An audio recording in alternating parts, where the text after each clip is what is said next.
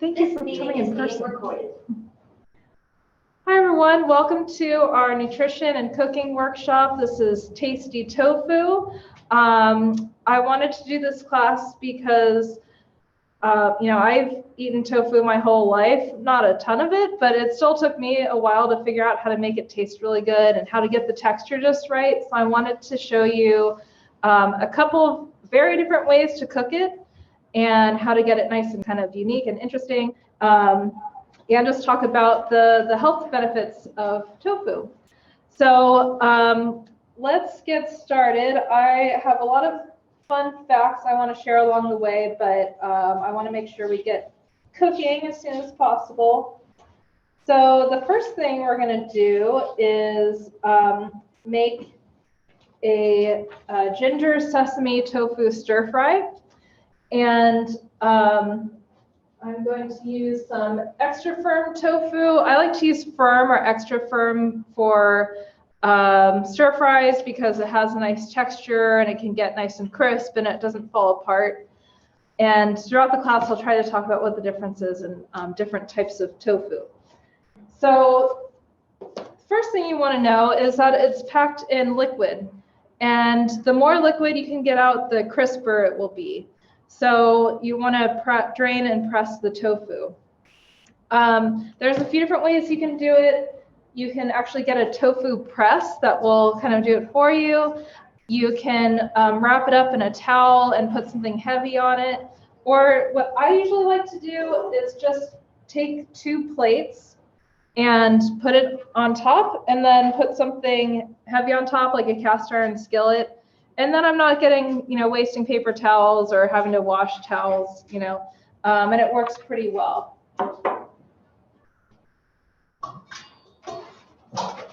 Okay, so I have 1 thing of tofu here that's draining. You can see all that liquid came out. And this one I'm going to use later for the tofu ricotta. But the other recipe for ginger sesame tofu, I'll show you kind of start to finish. Okay, so we have some extra firm tofu. I'm just going to cut open the package. And I would normally, do this over the sink, but I'm just going to kind of release some of the liquid into the bowl or the sink and kind of squeeze it out. And then set that aside.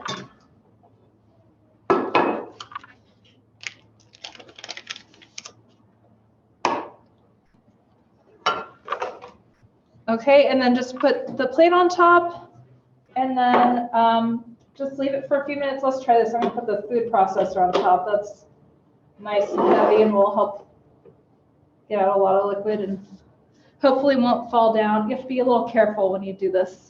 Don't stack it up too high with delicate things. Okay, so while that's draining, I'm going to get everything else ready. So for this recipe, it's pretty simple. I wanted to do kind of a simple stir fry. There's endless combinations of vegetables and sauces that you could make.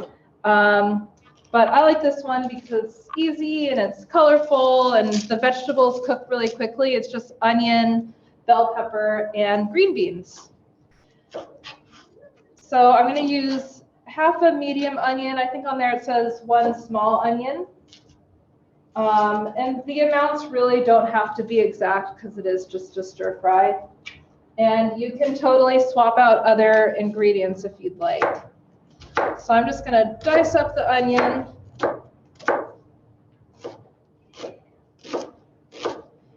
That will give it a lot of good flavor. And if you don't like onion or can't eat it, feel free to just leave it out. So I'm going to chop up all my veggies so that when I get the stir fry going, they'll be ready to go. Because when you stir fry, usually you want to cook things pretty quickly. So we don't want to waste too much time. And these vegetables in particular, I like them to still have a little crispness to them, especially bell pepper. Bell pepper, I tend to cook a bit on the light side because I think it gets kind of soggy and gross when it's overcooked. So I like it to err on the side of maybe being a little bit more raw. Okay, so just dice up the bell pepper, and then we're going to use 1 cup of green beans. So I went ahead and trimmed the ends off. So you'll see there's these little stems on the end. So I just take them a few at a time and chop those off because those are kind of tough. And I'm just going to cut them kind of into bite-sized pieces. You can leave them whole if you want. I've also made this recipe with frozen green beans. So, you know, that's really easy. Just throw them in the pan. Just give them a few extra minutes, more than you would if you were cooking them from fresh. Especially in the winter time, sometimes it's hard to find good green beans that are fresh. So totally fine to use frozen. Still very nutritious, sometimes even more nutritious than fresh vegetables, depending on the season. Okay, so that looks like about a cup. I'm probably gonna have some left over. Yep, that's about 1 cup, and then we'll just set that aside. Okay, so I'm going to go a little bit out of order from the way that it's listed on the recipe. You can either do the tofu first and take it out and then the vegetables and the sauce, or vegetables first. If you can move fairly quickly, I like to actually do the vegetables first so that while they're cooking, I can get the tofu ready to go and give it a little more time to sit. That looks like it's going to fall over, so I'm just going to put something else on top. Okay. So we're going to just cook this in a little bit of oil. So 1 tablespoon for the vegetables. I'm just going to eyeball it. And you want to use kind of a neutral flavored oil like canola oil. And we're going to let that get hot so we can just kind of quickly cook the vegetables, and then just have another bowl or plate ready so that you can take them out when they're done cooking. I should mention this recipe is from a website called The Foodie Takes Flight. She has all kinds of delicious plant-based recipes. Primarily from Asia, like Chinese recipes and Japanese and Filipino, all kinds of delicious stuff. So this is kind of one of the simpler tofu recipes that I've used. Okay, so this is going to take a minute to get hot. This thing is probably not as powerful as your home stove. So if it takes a little while to cook, keep in mind it'll probably be a little faster when you cook it at home. So I'm going to try to multitask and talk a little bit more about tofu while we're waiting. And I'm going to get the tofu ready to cook as well. So, oops, wrong bowl. Tofu has been around for at least 1,000 years, maybe even 2,000 years. So it's been along for a really long time. It's nutritious, it's plant-based, of course, and its nutrient content actually varies on the type of tofu and how it's made. But it has protein, calcium, iron, omega-3s in the form of ALA. It's a omega-3 fatty acid, and more. And there's so many different ways to prepare it. So I picked intentionally 2 different recipes that kind of demonstrate its versatility. So yeah, I wanted to do this ginger sesame tofu to show you how to get it crisp in the pan. And what we're going to do is actually coat it in cornstarch, and that's going to give it that crust. And you can probably tell from the samples, the crust, it's not real crunchy when you eat it because it's coated in a thick sauce.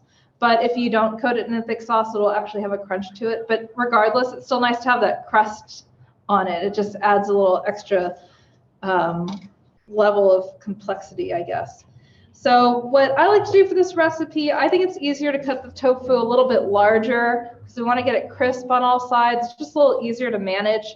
So usually I cut it in half this way, and then I cut it in 4 lengthwise, and then 5 the other way. You don't have to be this exact, but that way you get about, 40 pieces.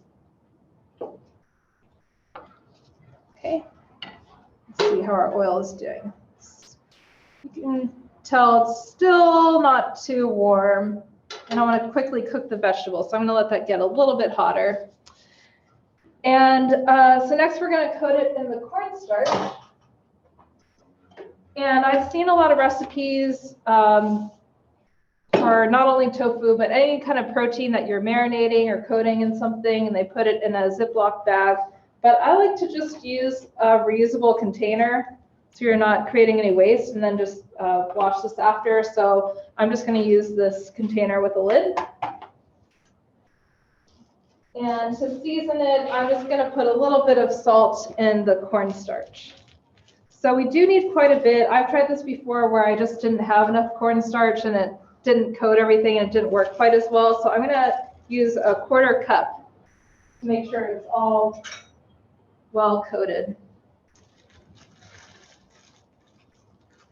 And, you know, there's a lot of different types of starch out there. If you don't want to use cornstarch, there's like arrowroot and potato. I haven't tried them. I did try tapioca starch only because the store was out of cornstarch and it did not work well. So don't use tapioca starch for this recipe in particular.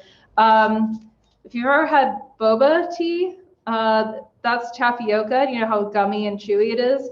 That's basically what the coating on the tofu was like. So it was a little unpleasant. It was very sticky and it didn't really get crisp. So yeah, tapioca starch didn't work for me. Okay, so I'm gonna put in about 1/2 teaspoon of salt and then just kind of shake that up. We're gonna shake this all up, so just wanna kind of disperse it a little bit. And I think the oil's hot, so I'm gonna first cook the onion. There we go, I got a nice little sizzle. So I'm gonna cook the onion to bring out the flavor, and just, this one takes the longest to cook of all the vegetables, so I wanna get that maybe to the point where it's about translucent. I don't wanna overcook the vegetables in this recipe. Okay, and then I'm gonna toss in all the tofu and then just shake it up. I've also tried, you know, putting the tofu on or the cornstarch on a plate and rolling the tofu around, and it's a lot more difficult. So this way just takes a few seconds and coats it pretty well. I need to shake it a little bit more.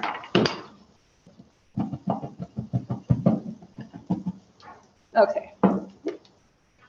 So now that's really quick and easy. So just one little extra step can really make a big difference in the way that your tofu turns out. You can also do this when you bake it, and that will give it a nice crust on the outside. Because you'll see when you cook it on the stove, you do have to, you know, keep turning it to make sure it gets a nice crust on most of the sides. So it can be a little bit less effort if you want to just bake it, but I seem to have better luck with getting it nice and crisp when I cook it in the pan, and that's partly because you're actually cooking it in oil. It's reacting with the oil to get it crisp. Have you had spray oil in the oven? I haven't tried it, but yeah, that would probably help to get some oil on there so that it could crisp up. And I tried this one time, I haven't tried it too many times, where if you put about 1/4 teaspoon of baking powder into the cornstarch and then you bake it, it's supposed to help it crisp up more, because basically cornstarch plus liquid creates a slurry for like thickening and it gets kind of gummy. But the baking powder, they're different. Baking powder is supposed to help it crisp up a little bit more, and you just need a little bit. So if you're curious, you can try that at home. Okay, so the onions are starting to become a little more translucent. They're browning a little bit. So I'm going to throw in the green beans. And I'm just going to wait maybe about a minute, and then I'll put the bell pepper in. I'm just going to cook the bell pepper for maybe a minute or so, maybe 2 minutes, because I really don't like it to be overcooked. And then, as it says in the title of the recipe, this is a ginger sesame tofu. So we're going to add some ginger, about a tablespoon. So if you love ginger, I think you could add more. I personally don't love it super ginger heavy thing, and I don't think a tablespoon really is overpowering in this recipe. So you could add even more if you really like it. And just to keep it easy, I'm going to use this ginger, oops, that's French, chopped ginger in a jar. But what I also like to use sometimes, I keep in my freezer, they have these little, it's shaped like this, and there's maybe 15 or 20 little cubes of ginger, and each one equals 1 teaspoon. So for this recipe, you just pop 3 out. You know, I often don't use the ginger fast enough when it's in the jar or when I buy it fresh, so it's really convenient and easy. And there's a garlic one too. So if you find yourself not using enough, then that makes it easy. Or you can use fresh, and you can actually freeze the fresh ginger too and just have it ready. But that makes it super simple. So it's nice to have around. Okay, I'm gonna throw in the bell pepper. And yeah, we're just gonna cook this for a minute or two. I'll add in the ginger, and then we're gonna take this out so we can cook the tofu.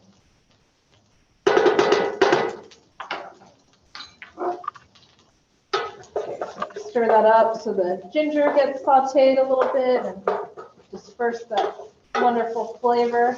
You can probably smell it if you're here in the room. Okay. All right, so put in this bowl when it's done.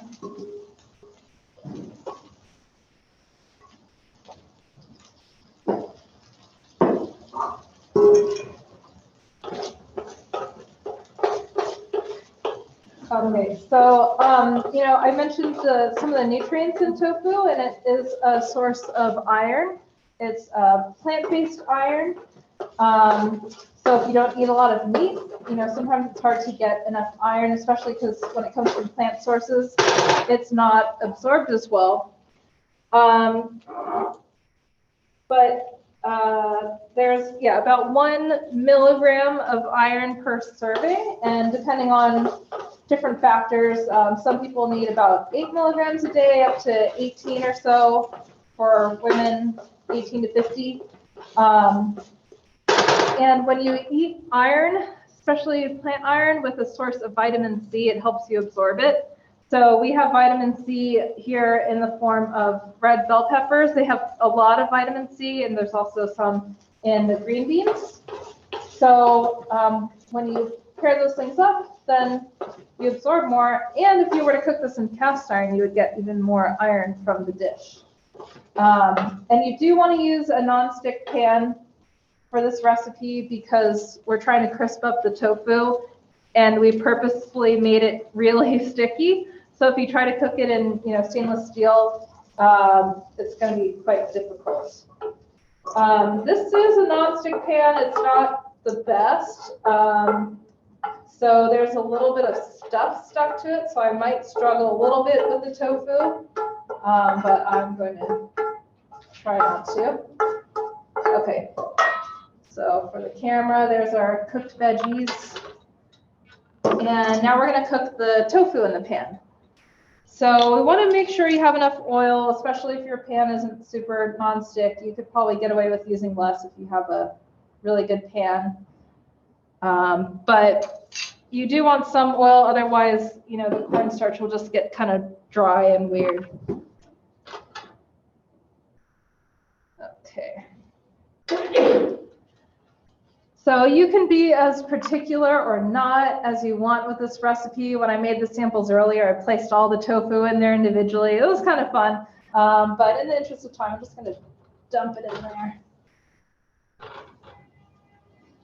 Where that's good to go. Okay. Okay, so one of the keys to getting this crisp is to kind of leave it alone for a while. And that's true for anything that you're cooking where you want to get a crust, even like, I don't know, steak or something. If you turn it too often, it doesn't get a chance to get a crust. So you want to leave that long enough, really a few minutes on each side. You don't have to get it crisp on every side. I try to do at least 3 or 4, but if you're in a rush, don't worry about it because you know, once you put the sauce on, it's not going to be super crisp anyway. So I'm going to just leave that for a few minutes while I make the sauce. Let's start at medium or high or.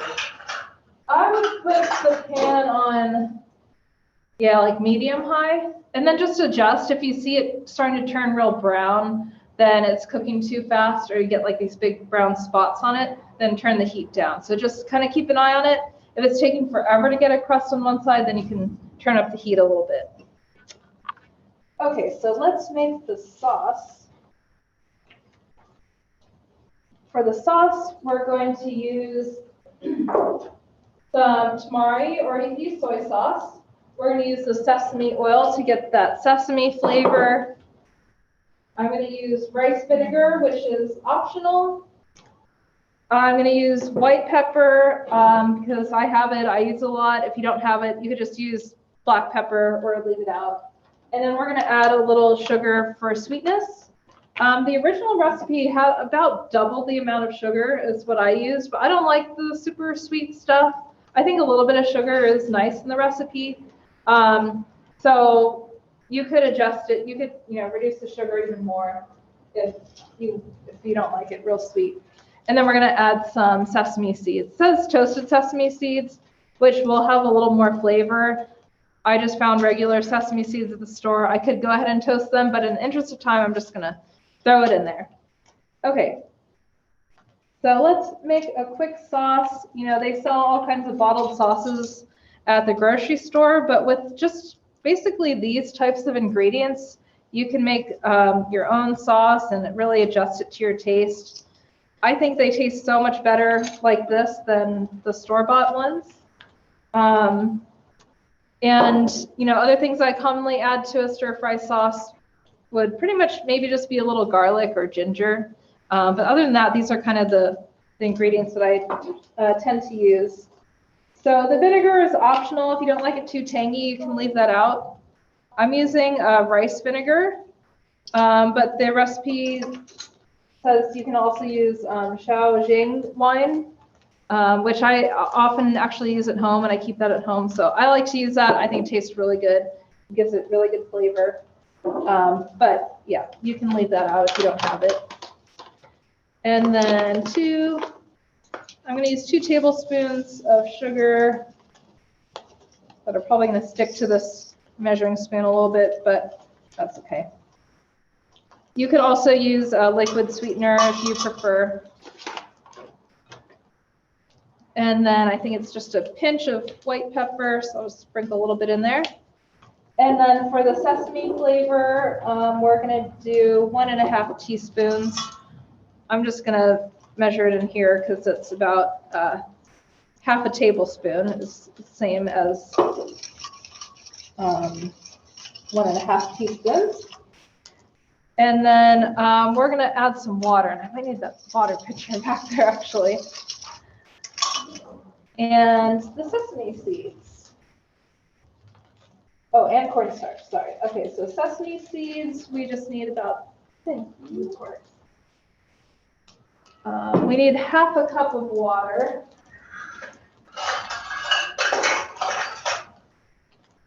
Which might seem like a lot, but we want a nice thick sauce, and we're going to add a tablespoon of cornstarch, and that's going to really help thicken the sauce once we get it in the pan. Okay, I'm going to eyeball the sesame seeds, about a tablespoon,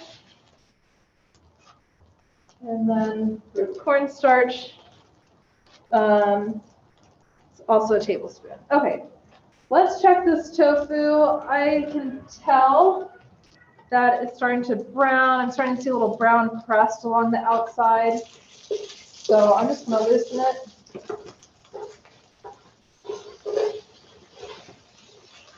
I'm going to be a little messy with this just to be quick, and because this pan is going to give me a little trouble because it's not the most non-stick.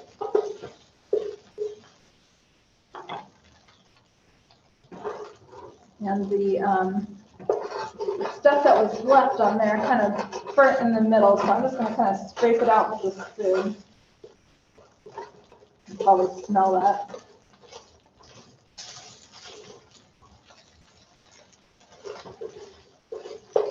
Yeah, I make it at home with the non-stick, with the cast iron, and I don't really have any issues with it sticking. It actually works a little bit better if you have a good, well-seasoned cast iron pan. This pan is also a little funny where it's higher in the middle, so things in the middle, there's no oil to cook it, so it doesn't cook as evenly. Okay, so we'll just let that sit again for a few minutes and let it develop crust on the new side, and then we'll just keep turning it. Okay. And then a tablespoon of cornstarch. And you'll notice on the recipe it says to use room temperature water, and that's because cornstarch reacts with heat to start to thicken. So when you add it to the pan, you'll notice pretty quickly it'll start to thicken, and that's because the heat works to do it, as well as the mechanical stirring of the sauce. Those two together will thicken it. So we don't want to use hot water because that will make it kind of clump up. You also don't want to add cornstarch directly to a pan to thicken anything because it's already hot and it will just clump up. So you always want to mix it with like room temperature water or broth or something before you add it to the pan. Okay, so we'll let that set aside for now. And then when the tofu is done, we'll add back the vegetables, get them a little warm, and then add the sauce, and then everything will be ready. We'll just garnish it with a little bit of green onion. So let me check the time. Okay. A few other things I wanted to say about the recipe. I think I already said, actually.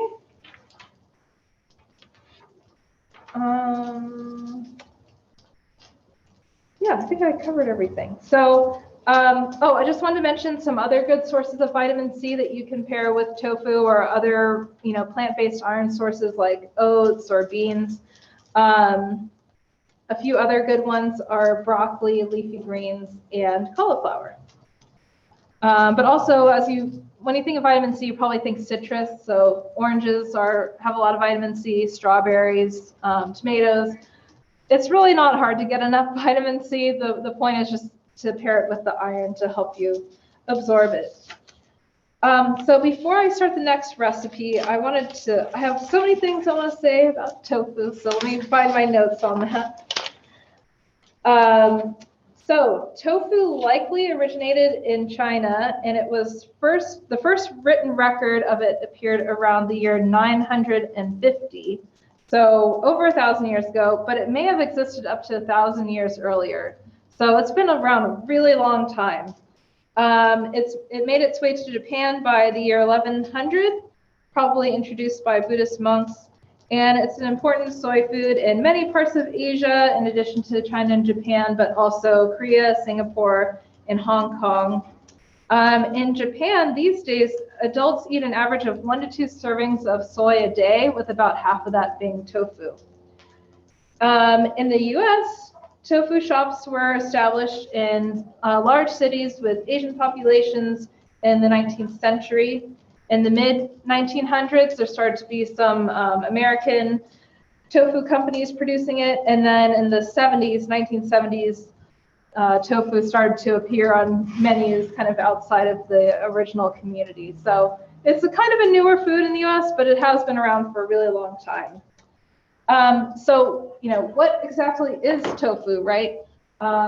It's made out of soybeans, basically the soy milk that's expressed from the soybeans. And the way it's made is kind of similar to cheese, if you think about it. It starts with a milk, a liquid, and then it's curdled. And that's basically what cheese is. It's like the curds. And then, it can be processed further from there. I'm going to just kind of stir up this tofu a little bit. Make sure it's getting crispy. So there's a coagulant added, and then at that point it's basically silken tofu, which is really good for pureeing in things like a smoothie, or I use it to make like chocolate pudding, or I use it sometimes in soups. Like we have recipes for some instant noodle cups, and I just put the silken tofu, and then you just heat it up and eat it like that. There's no cooking required. Or I use it in a soft tofu stew. So it's silken tofu at that point, or it's allowed to form curds, and then they drain it and press it into blocks. And that's what this other type of tofu is. So it can be medium firm, firm, extra firm. There's even like super firm ones that usually are packed pretty much with no or very little liquid. And then the firmer it is, the more nutrient dense it is, because there's less water in there. So, the firmer it is, the more protein and, iron and other nutrients.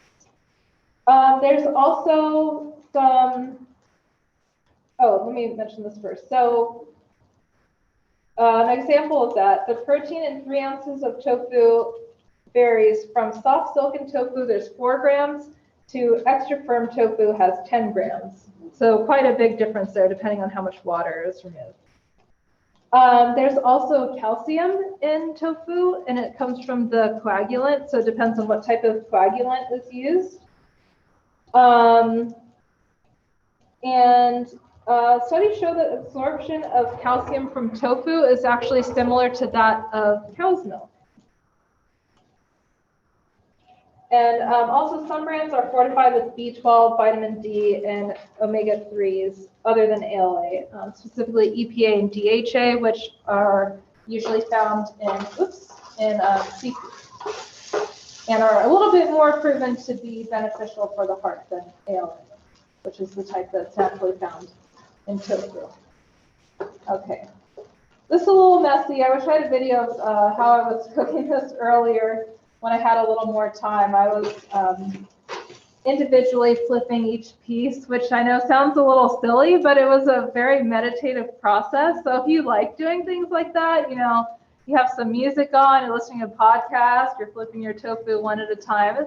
It can be a nice experience. If that's not your thing, then yeah, you can just kind of stir it up and it will turn out just fine. Don't worry about it. Okay, so it's browned on maybe 3 sides at this point, so it's almost done. Let me move on to the next recipe, and I'll try to share some more tofu fun facts. So the next recipe we're doing is stuffed shells using tofu ricotta. So as you can see, it can sometimes be a little bit of work to get tofu nice and crisp, but there are so many recipes where you don't have to worry about that at all, which is really nice. So this is one where the texture, it matters, but we're basically making something with it raw. So I already pressed my tofu. This one is firm. That one is extra firm. So you can use either for this recipe. I tend to get the extra firm because we don't want a whole lot of liquid in here. But I wanted to show that firm works as well. Just do make sure you get out enough of the liquid, otherwise it'll make kind of a watery substance, which isn't as appetizing. So we're going to add a few things to make this taste pretty close to ricotta. I think I've had a lot of people tell me that they can't really tell the difference, especially when you've got the marinara sauce and the basil and all those other delicious things.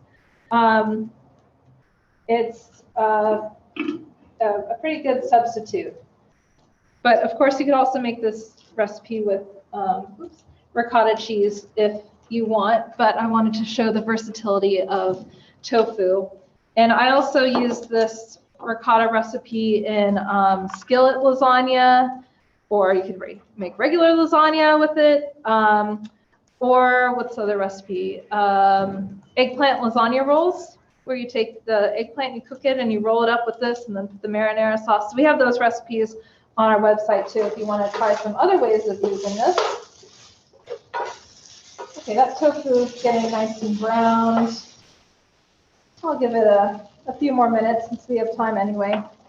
Okay, so I went ahead and already cooked the shells. These are a little bit on the small side. The store was out of the larger shells. So I think it says to use about 20 in there. If yours are a little smaller, they're this big, maybe do more like 30. It also depends on, you know, the size of your casserole dish and how many, how full you stuff the shells. Does that make sense? Yeah. That sounded right in my head, but okay.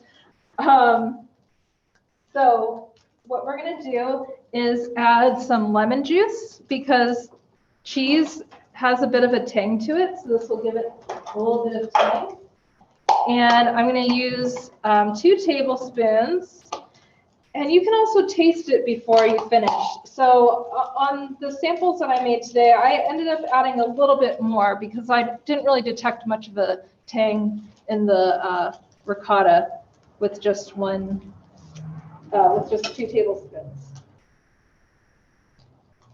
I think it also says on there about the juice of 2 lemons. That's probably like really small lemons. You might only need 1 for this recipe.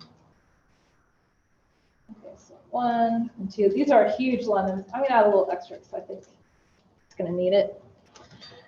And then let's add the dry things. So we're gonna add a tablespoon of oregano, of dried oregano.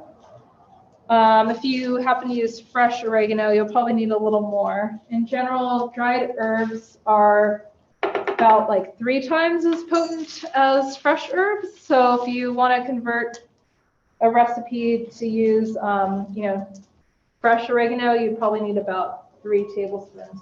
That might be kind of strong. Maybe start with less and taste it and add more if needed. Next, we're going to use nutritional yeast. If you can't find this or don't like it or don't want to use it, you could leave it out, but it does give it kind of a cheesy flavor. So we're going to add 3 tablespoons of that. If you do make this recipe with just ricotta instead of the tofu, then you don't need to add all this stuff. This is just to make it kind of have some flavor. Because tofu is very neutral in flavor, which is why it's so versatile. I hear a lot, oh, tofu is so bland and boring. But that's the beauty of it, is you can make it taste like whatever you want. And you just have to add a good sauce or marinade or dry rub, whatever it is. Okay. Nutritional yeast, 3 tablespoons. I added the oregano, and we're going to do a ½ teaspoon of salt and pepper. You might need a little more salt. Any type of cheese really tends to be pretty salty, so you might want a little bit more to make it taste kind of cheesy. I'm just going to go ahead and use the white pepper because that's what I have available. Oops. Get it in there. About ½ teaspoon. And then some olive oil. Tofu has some fat, but not as much as, you know, cream or cow dairy products. So this will improve, you know, with fat comes flavor and mouthfeel, and it helps fill you up. So we're actually going to add some olive oil. I think we need a ¼ cup.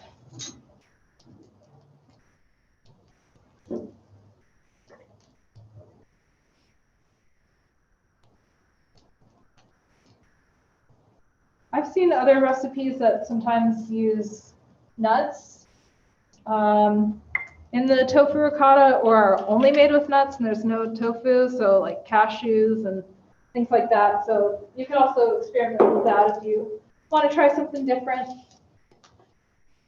Okay, so let's go ahead and puree this.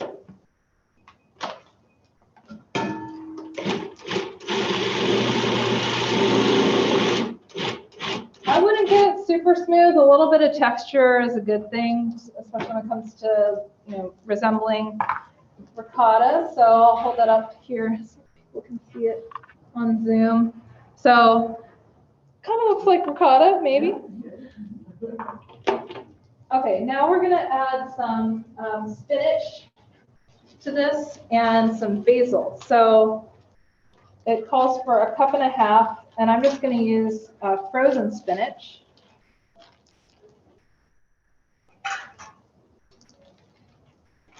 That is already thawed. Do it this way. Doesn't have to be exact. That's about 1 cup.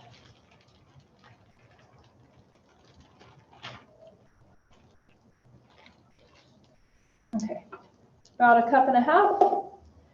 And then 1/2 cup of fresh basil.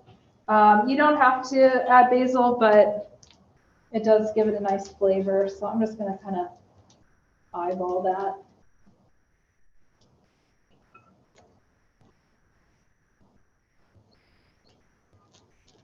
So we just want the leaves, not the stem, so just pull the leaves off. Okay, and then we just want that kind of chopped up and incorporated. If you like really blend it, it will turn everything green and it'll look kind of weird. So just pulse the food processor a little bit until it gets incorporated.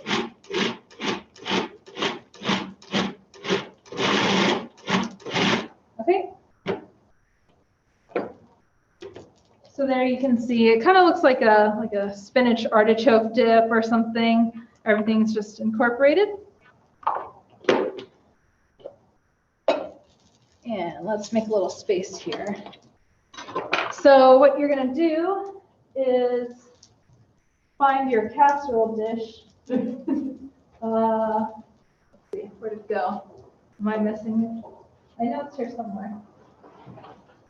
Oh. Okay, find a casserole dish. I usually use a 9 by 13, which is a little bit bigger than this, but I used that earlier for the samples, so it's not available at the moment. Let's come back to that. Let's finish the tofu real quick. So what we're going to do is just add back the vegetables so that they can get hot. And then you have to make sure to stir the sauce again before you add it, because the cornstarch will settle at the bottom. So give that a stir. Turn the heat down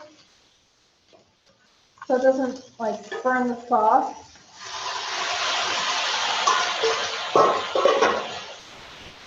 And I don't know if you'll be able to tell, but it's going to start to thicken really quickly between the heat and the stirring of the sauce. Really just a matter of a few seconds or so.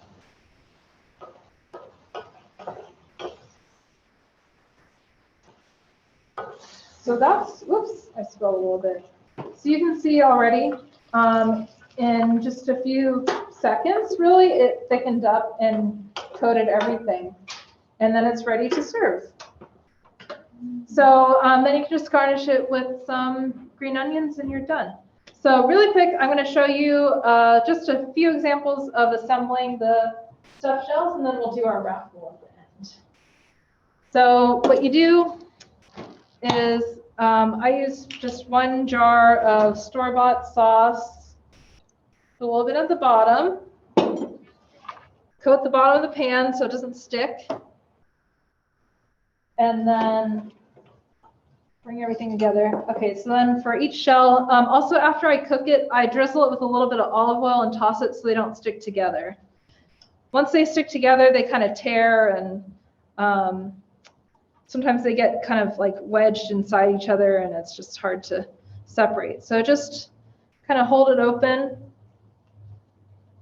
or some of them are nice and open like that, and fill each one, and fill them generously with the stuffing. And then you just repeat that until it's finished. And you know, when in doubt, make a few extra shells. So, because it really does depend on the side, how many you need and how full you fill them. And if you want to take some out to test them, you know, to see if they're done cooking, then you probably won't be able to use those. So just make a few extra. So just line them up, and then when you're ready, I like to drizzle it so it's like half covered with the marinara, so you can still kind of see some of it. And I've made this many times, and I usually baked it uncovered, but when I looked online at other recipes, about half of them cover it with foil, and that's how I made the samples. I think it turns out better. It doesn't like dry out the edges of the pasta and just keeps it nice and moist and heats it really well throughout. So I would cover it with foil or something and then bake it for about 25 minutes. So, oh, okay. So we have one raffle prize. I think most of our viewers are on Zoom today. So our prize today is these reusable organic cotton produce bags.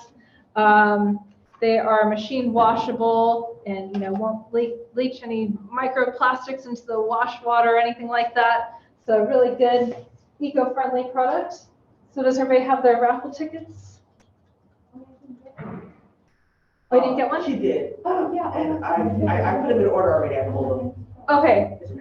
We could figure out by process of elimination anyway. Okay. So I'm just going to pick one. Okay, the winner is 133324. Truly, yay! Okay, I think if we have, thank you, just a couple minutes left. No, we don't. Okay. Well, I was going to tell you a few more tips. I'll tell you if anybody needs to leave, and then I'll stop the recording once that's done. So thank you so much for coming today. I hope you enjoyed the class, and we have some other classes coming up. The next cooking class will be in March. It will be spring vegetables. I think we have yoga on Friday. We have a yoga class on Friday. And we have our ICANN 6-week behavior change program coming up in March and April. And everything's on our flyer and website. And Thriving Thursdays webinar series. And Thriving Thursdays webinar series starting next Thursday. Okay, so thank you for coming.